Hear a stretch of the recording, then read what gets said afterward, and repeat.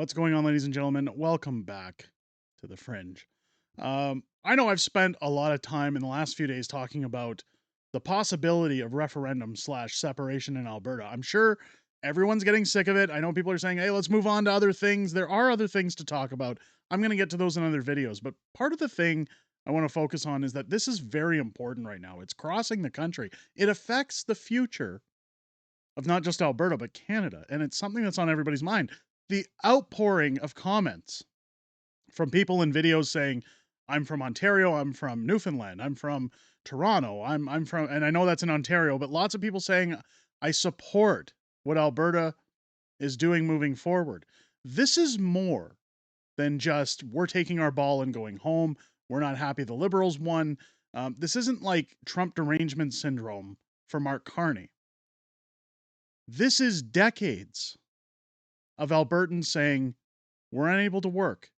We're not appreciated. We're not valued. We're not respected. We contribute billions of dollars, in fact, the most GDP across the country. And that's statistic. That's not a flex. That's not trying to say we're better than everybody else. Alberta has always been and would continue to be a happy contributing partner to Confederacy if they just got the respect they deserved. They're now at the point saying enough is enough, and we've had it. What's really funny is that this is turning into what is similar referred to as a domestic abuse situation, where, for example, an abusive husband hits his wife and says, you're never going to leave. You'll never succeed without me. So just put up with the abuse, continue with it. This is as good as it gets for you. Alberta has had enough of being abused. Things have changed, and I'm going to get into that. First, I want to highlight this tweet I put out where, when speaking of that, I said, I love how so many X accounts are saying you can't leave Canada, and it's not that easy. Again, people are scared. I think a lot of people have these knee-jerk reactions to think, it's not, they're just kicking up dust. Oh, those silly Albertans, they don't know what they're talking about. I said, to the East, I say, you voted for this. You broke Canada worse than Justin Trudeau. Just watch how easy we make this look. Now, that's not to be pro-separatist. That's not to, again, be aggressive. What it's a referral to is how hard Albertans work, how determined they are in everything they do, that when this is all done, when the dust settles, whether Alberta splits or not, and again, I'm going to have more videos covering that, and why it may or may not be a possibility, you don't mess with Alberta. This is the old FAFO, the old FAFO, F around and find out. Mark Carney, you'll notice, hasn't said a darn thing about this yet. He probably won't say anything about it for some time, because Mark Carney was focused on dividing the country. This should be the biggest footnote in the beginning of a new prime minister ever, to say that not only did he become prime minister of Canada, but he started his job as prime minister by successfully dividing the country in a national unity crisis. What kind of a leader is that?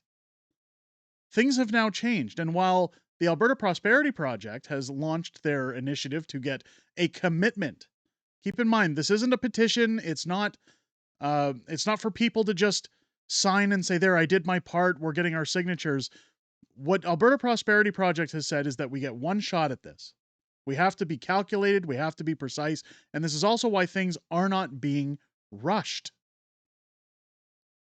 The way that this is working with the Alberta Prosperity Project, and if you go to albertaprosperityproject.com, you can sign up your intention to vote when the time comes to push the requirements for a question of separation. All this is amassing people saying, I'm prepared to vote. I'm prepared to put my name on the line for Alberta's sovereignty. Alert me when it's time to vote. The way the process is working, from my understanding, is that they're trying to not only cross the threshold of required votes, which they already have. I'll remind people who are skeptical of that. But they've already crossed that threshold, but it's taking the time to make sure that, should we push forward with this, should we boost the requirement to get past the threshold to ask the referendum question, is Alberta staying?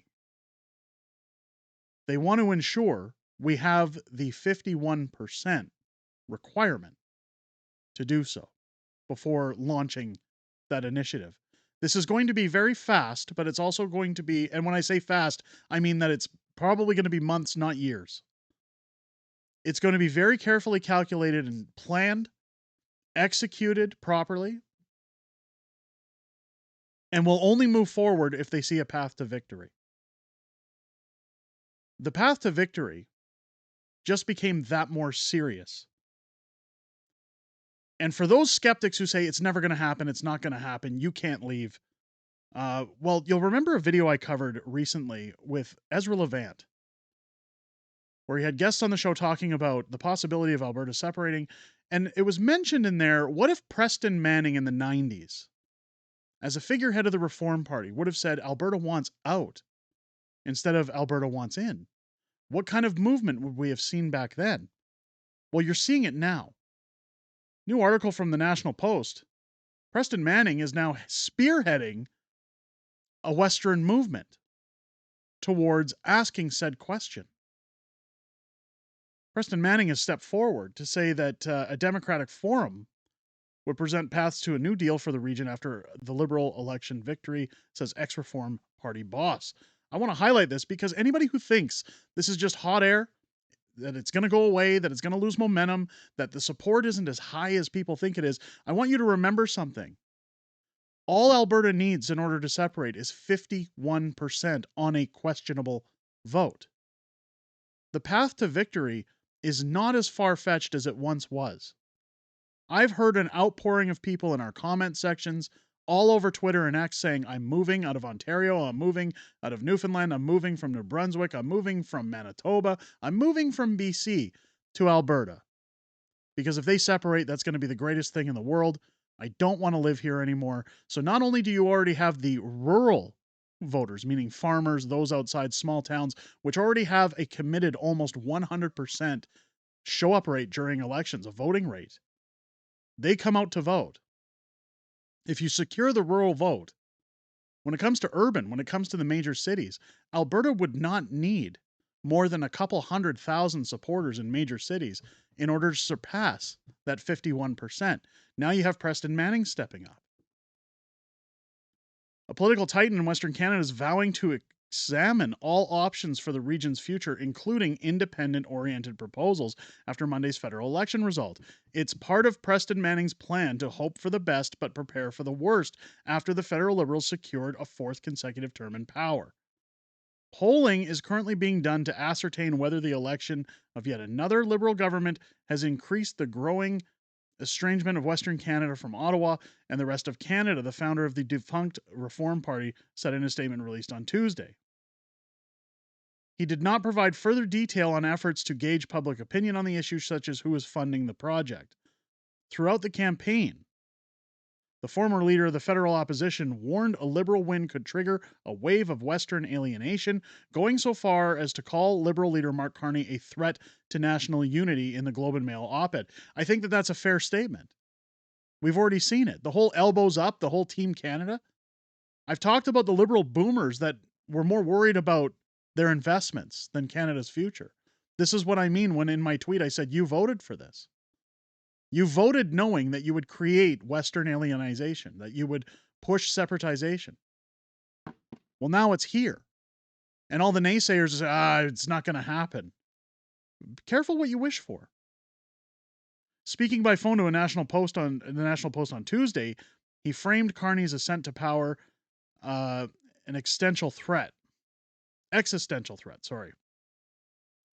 Carney can throw on an Edmonton Oilers jersey and call himself an Alberta boy as much as he wants, but the fact of the matter is he's fronting the same cast of characters that drove a wedge between East and West under his predecessor, former Prime Minister Justin Trudeau, said Manning. Again, another true statement. He's almost got the exact same team as Justin Trudeau. In fact, he brought back the MPs that stepped down during Trudeau's regime.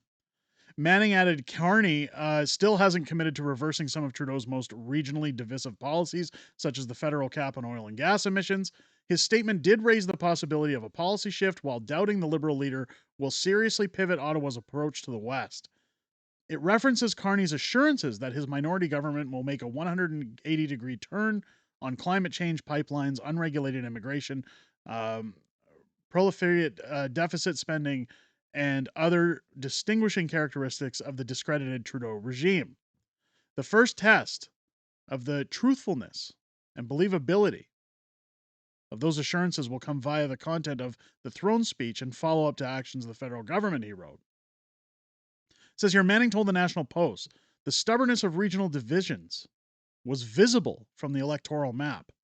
All you have to do is look at the swath of blue cascading from Manitoba all the way into British Columbia.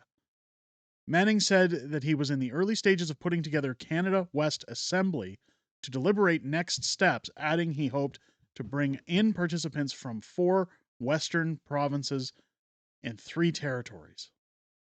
He added the Assembly would most likely meet the first time in summer after Carney had a chance to give his first throne speech. The Assembly would provide a democratic forum for the presentation, analysis, and debate of the options facing Western Canada, not just Alberta, he wrote. So again, he's talking about a Western Republic, not just Alberta separating, but has the Western provinces had enough of Ontario and Quebec? Those options could range from acceptance on a fairer and stronger position within the Federation based on guarantees from the actions of the federal government to various independence-oriented proposals, with votes to be taken on various options and recommendations to be made with affected provincial governments. Manning said the initiative is operationally independent from the post-election panel being put together by Alberta Premier Danielle Smith, but added that he welcomed the participation of members of the panel. Smith said on Tuesday that she was deeply frustrated with the Liberal win, but would let the people of Alberta take the lead on how to respond. So again, this is a very tactical move for Danielle Smith, very well thought out. If Danielle Smith, again, I mentioned it in another video, if she stepped forward and said, okay, we're going to separate, I'm going to lead the charge, I'm pro-separatist now, and acted the same way Yves Blanchette does, she'd have nothing but blowback. In fact, she's already gained tons of blowback from what she's done already. But she would have significantly more blowback. She would be called a radicalist, a separatist. It wouldn't bode well for her in the future. So instead, she's saying, look, I have an obligation as premier to listen to my people. They have the tools at their disposal. They have the options to seek what they wish to seek, and we'll let the chips fall where they may. So kudos to Danielle Smith for that. The Liberals packed up seats in 3 of the 4 Western picked up seats, in 3 of the 4 Western provinces, and look poised on Tuesday to win the same number of seats in Alberta they did in the last federal election in 2021. The problem here is you now have Mark Carney. Again, rumors, keep in mind this is with a grain of salt, rumors speculating that Mark Carney is making offers to remaining NDP seats to try and get some to cross the floor for their benefit to form a majority government. Regardless of how the country shapes up, they have the support of NDP seats. I believe if the NDP were smart, they would just remain in the same position. Jagmeet Singh said that they will prop up the Liberals with the opportunity to about pace anytime things get nasty. By crossing the floor, you hand over the status quo, which is why I think Alberta is in a strong position right now. The status quo is in Alberta's favor. You have a bargaining chip when you go to the table. We have an unbelievable energy sector that is being crippled, but we also have the highest GDP of the country. We have the cleanest energy practices in the world. We have a lot to negotiate with when we go to the table. What's funny about all of this, and this is where you can see the distinct behavior between Danielle Smith, Preston Manning, and even former premiers like Fat Stalin over here, Jason Kenney. This is how you know he's a federalist. Ex-Premier Jason Kenney sounds off he has no use for separatists. Says Carney deserves a chance to show he means his promises. Says a column, well, this is why Jason Kenney was voted out. This is why Jason Kenney is not the premier anymore and Danielle Smith is. Jason Kenney's a federalist. He's no different than Doug Ford, who's also a traitor, by the way. He just simply he simply toes the line as a conservative while footing the line for the Liberals. He's a wolf in sheep's clothing. I'll have a story coming up about this article. So stay tuned for that. But it's just so funny that you have these apologists that come forward, like Jason Kenney, who say, hey guys, it's not as big of a deal as you're making it out to be. I don't have any time. These are radicalists. These are people. How does that work out for any politician anytime you attack your base? Anytime you go against them? It doesn't bode well. It won't bode well for Jason Kenney. It's not going to bode well for anybody who wants to slam what Alberta is doing. And this is part of the problem, is that they're sowing more divisiveness with divisiveness.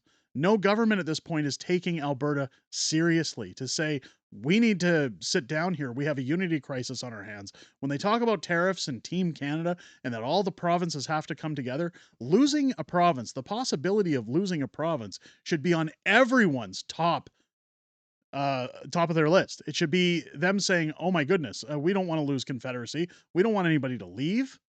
We need to do what we have to make sure that we have unity across the country, that every province is coming together to work together to make a more prosperous Canada. If Mark Carney truly had Canada's best interests at heart, he'd be doing what he can to fan the flames of divisiveness, of separation.